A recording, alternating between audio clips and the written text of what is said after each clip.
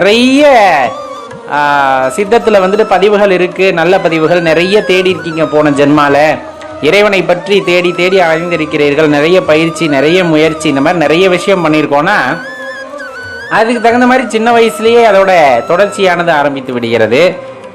இல்லை அப்படிங்கும்போது அந்த இயல்பான மயக்கங்களில் சிக்கி நிறைய இடத்துல வந்துட்டு நிறைய அனுபவங்களை பெற்று மீண்டும் அதெல்லாம் போயின்னு எந்த க்ஷணம் நீங்கள் உணர்கிறீர்களோ அப்போ தான் அந்த சித்தமானது அந்த விஷயத்தை நம்ம போன பிறவியில் ஏதோ கொஞ்சம் நஞ்சம் சேர்த்து வச்சுருந்ததோட தொடர்ச்சியை ஆரம்பிக்க அது உதவுகிறது. அப்போ இதுலேருந்து நம்ம என்ன தெரிஞ்சுக்கணும்? இந்த சித்தம் அப்படிங்கிறத பற்றி சொல்லும் பொழுது நம்ம தெளிவாக தெரிந்து கொள்ள வேண்டிய விஷயம், எந்த அளவுக்கு இந்த ஜென்மாவில் உங்களால் முடிகிறதோ இறைவனை பற்றி தேடி தேடி அறிந்து கொள்ளுங்கள். அவரை பற்றின பதிவுகளை சித்தத்தில் ஏற்றிக்கொண்டே இருங்கள். கண்டிப்பா ஒரு காலகட்டத்தில் அது நம்மளுக்கு பயன்படக்கூடும். இப்போ இல்லைன்னா கூட நம்ம இந்த ஜென்மாவே போதும் அப்படின்னு நினைக்கிறோம்.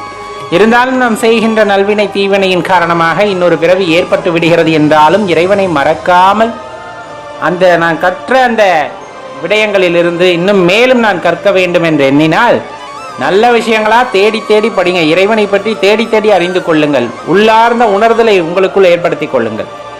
இதன் தொடர்ச்சி அடுத்த பிறவியாக இருக்கும். இருக்கிறவர்களும் சந்தோஷமா இருப்போம். நிறைய பேர் சொல்றது இருக்கிறவர்களும் சந்தோஷமா இருப்போம். நிறைய இறைவன் பணத்தை கொடுத்திருக்கார், பொருளை கொடுத்திருக்கார், பெயரை கொடுத்திருக்கார். நல்ல ஆண்டு அனுபவிச்சுட்டு போவோம். ஆமா, ஆண்டு அனுபவிச்சுட்டு போவோம். அந்த ஆண்டு அனுபவிக்கிறதுக்குள்ள நீ செஞ்ச அந்த தீவினையும் நல்வினையும் மீண்டும் உன்னை வந்து அடையும். எந்த இடத்திலும் இறைவனை பற்றி எண்ணாமல், இறைவனுடைய அந்த உயரிய குணத்தை பற்றி அறியாமல், இறைவனின் நினைவே இல்லாமல் வாழ்ந்தால் மீண்டும் மீண்டும் இந்த பிறவி, அந்த பிறவி சூழலில் இருக்கின்ற நல்வினை தீவினையின் காரணமாக எல்லா கர்மமும் நமக்கு வந்து கொண்டே தான் இருக்கும். இந்த கர்மத்தின் விளைவாக நீ என்னென்ன அனுபவிக்க வேண்டும் என்று இருக்கிறாயோ எல்லாம் வந்து கொண்டே தான் இருக்கிறது. ஆனா அதையெல்லாம் தாண்டி இந்த பிறவிப்பினி வேண்டாம் அப்படிங்கிறவங்க, இறைவனை பற்றி உணர வேண்டும் என்று இருப்பவர்கள் காடு மலையென திரிந்து அலைந்து சித்தர்கள் ஞானியர்கள் என்பவர்களை நேரில் சந்தித்து அவர்களின் மூலமாக கிடைக்கின்ற அந்த உபதேசங்களை காதில் வாங்கி கொண்டு அதன் பலனாக அல்லது அதன் தொடர்ச்சியாக அதில் செய்ய வேண்டிய விஷயங்களை எல்லாம் செய்து உங்கள் சித்தத்தில் எல்லா பதிவுகளையும் ஏற்றிக்கொள்ளும் பொழுது உங்களுக்கு இந்த ஜென்மாவிலே அந்த உணர்தல் கிடைத்து விடுகிறதுங்கும் போது பெரிய கொடுப்பினை. அதுவும் இறைவன் கொடுக்கறது தான். அதுவும் இறைவன் கொடுக்கிற ஒரு கொடுப்பினை தான். அப்படி கிடைச்சிருச்சுன்னா இன்னும் பெரும் பேரு போதுமடா சாமி பிறவி அப்படின்ட்டு இறைவனோட பாதமலரை சரணடைந்து விடலாம். இல்லை, இன்னும் அதுக்கான பக்குவம் பத்துல இந்த கூடு அதுக்கு ஒத்துழைக்க மறுக்குது அப்படிங்கும் போது இந்த கூட்டை விட்டு இன்னொரு கூட்டிற்கு நாம் செல்கின்றோம். அது ஒரு பருவத்தை அடையும் வரையிலும், அது ஒரு பக்குவத்தை அடையும் வரையிலும் வந்துட்டு பொறுத்திருந்து மீண்டும் அந்த தேடுதலை வந்து ஆரம்பிப்போம். அதனால இதுவரையிலும் இறைவனை பற்றி அறிந்து கொள்ள முயற்சி செய்யாதவர்கள் கூட சிறிது சிறிதாக இறைவனின் எண்ணத்தை வளர்த்து கொள்ள வேண்டும். இந்த படைப்பின் ரகசியத்தை உணர்ந்து கொள்வதற்காக முயற்சி செய்ய வேண்டும். அந்த முயற்சி செய்வதன் காரணமாக நமக்கான பலன் வந்து நம்ம கை மேல கிடைக்கும். எப்பவுமே ஒன்று தெளிவாக தெரிஞ்சுக்க வேண்டியது, நாம ஒன்று செஞ்சோம்னா அது திருப்பி நமக்கு வரும். அதுதான் நல்வினையோ தீவினையோ எது செஞ்சாலும் அது திருப்பி வரும். திருப்பி வரணும்னா அதை நீ அனுபவிச்சு தான் ஆகணும். நல்லதையே நிறைய செஞ்சாலும் திருப்பி அதை அனுபவிக்கிறதுக்கு ஒரு பிறவி எடுக்கணும்.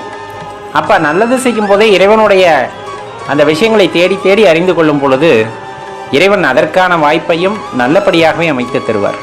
உணர்வதற்கான வாய்ப்பை ஏற்படுத்தி தருகின்றார். தீவினைகள் செய்யும் போது அதற்கான பலனையும் நாம் அனுபவித்து தான் ஆக வேண்டும். அதனால தான் சொல்றது,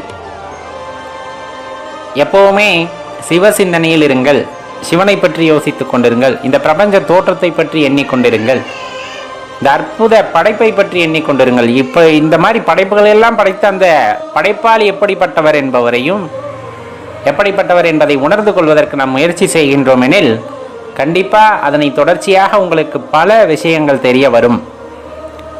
அது இப்பொழுது மட்டுமல்லாமல் எப்பொழுதுமே நம்முடனே இருந்து நமக்கு வழிகாட்டும் அப்படிங்கிறத மறந்துடாதீங்க நண்பர்களே. நிறைய விஷயங்கள்ல நம்ம மனதுக்குள்ள ஒரு குழப்பமானது ஏற்பட்டு கொண்டே இருக்கிறது. எந்த சூழ்நிலையில் சிவபெருமானை வழிபட வேண்டும் அப்படிங்கிற ஒரு ஐயப்பாடு. உண்மையான சிவனடியார்கள் சிவபக்தர்கள் சூழ்நிலைகளை எல்லாம் எப்பொழுதுமே பார்ப்பதில்லை. எந்த நொடியாக இருந்தாலும் சிவபெருமானே அப்படின்னு அவரை சரணடைந்து விடுகிறார்கள். அப்படி இருக்கையில் அவர்களுக்கு எப்படிப்பட்ட துன்பம் வந்தாலும் சரி, இன்பம் வந்தாலும் சரி, எந்த சூழ்நிலையாக இருந்தாலும் சரி, அவரை மனதில் கொண்டேதான் அவர்கள் செயல்பட்டு கொண்டிருப்பார்கள். கொஞ்சம் யோசிச்சு பாருங்களேன், நம்ம வாழ்க்கையை எடுத்துக்கோங்க, ரொம்பவெல்லாம் இல்லை. சிவபெருமானை வழிபடுறதுக்கு முன்னாடி பல இடங்களில் நமது மனதுமானது குழப்பத்தில் ஆழ்ந்திருக்கும். ஆனால் எப்போ இறைவன் நம்மை ஆட்கொண்டாரோ, எப்போது நாம் சிவபெருமானை வழிபட ஆரம்பித்தோமோ அப்போதிலிருந்து பார்த்தீங்கன்னா ஒரு அளவு கடந்த மகிழ்ச்சி வந்தாலும் நம்மால் அந்த மகிழ்ச்சியை முழுசாக ஏற்றுக்க முடியாது. ஏன்னா இது சிவபெருமான் கொடுத்தது, அப்பா கொடுத்தது. யாருக்கு சமர்ப்பணம் அப்படின்னா அப்பாவுக்கு சமர்ப்பணம்.